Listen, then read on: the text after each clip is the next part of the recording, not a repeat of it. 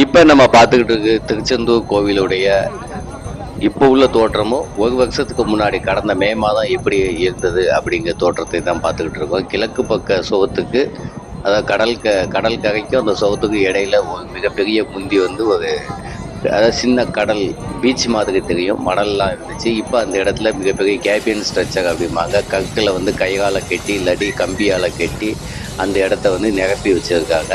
ஏன் அப்படின்னு சொன்னால் உலகம் முழுவதும் கடல் அரிப்பு ஏற்படும் இடங்களில் அவ்வாறான அந்த கேபியன் ஸ்ட்ரக்சர் வந்து கட்டுமானம் செய்வாங்க. அது மூலம் அந்த கடற்கரை பாதுகாக்கப்படும், இல்லைன்னா அந்த கடற்கரையில் உள்ள கட்டுமானங்கள் பாதுகாக்கப்படும். அப்படி தான் இந்த இடத்துலையும் கட்டி ஏன் இங்கே கடல் அரிப்பு ஏற்படுது அப்படிங்கிறது அந்த முக்கியமான இடத்துக்கு நம்ம வந்தோம்னா, உடன்குடி அனல் மின் நிலையத்துக்காக 8 கிலோமீட்டர் நீள கடலில் ஒரு பாலமும் ஒரு சின்ன துறைமுகம், அதாவது ஜெட்டி அப்படிம்பாங்க, அப்படி ஒன்று கட்டியிருக்காங்க, இறங்குதளம்.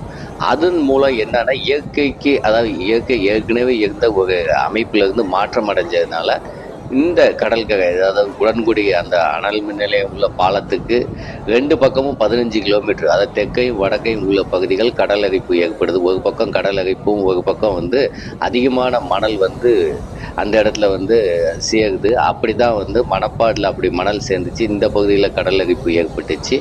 இப்போ எல்லா இடங்கள்லையும் ஆலந்தலை கிராமத்திலேருந்து அனைத்து கிராமங்களும் தூண்டில் விளைவு, அதே போல் இவ்வாறான கேபியன் ஸ்ட்ரக்சர் இப்படி தான் தொடர்ந்து கட்டி அந்த கடற்கரையை பாதுகாத்துக்கிட்டு வராங்க. ஒரு இயற்கைக்கு அமைப்புக்கு மாற்றத்தை ஏற்படுத்தினா எவ்வாறான இயற்கை எப்படி செயல்படும் அப்படிங்கிறதுக்கு இது ஒரு உதாரணமாக இப்போ அந்த திருச்செந்தூர் கடற்கரையும் அந்த கோவிலும் பாதுகாப்பான முறையில் இருக்குது. இங்கே கடலரிப்பு ஏற்படுவதற்கும் கடல் உள்ள வர்றதுக்கும் இதான் முக்கியமான ஒரு காரணமாக இருக்குது.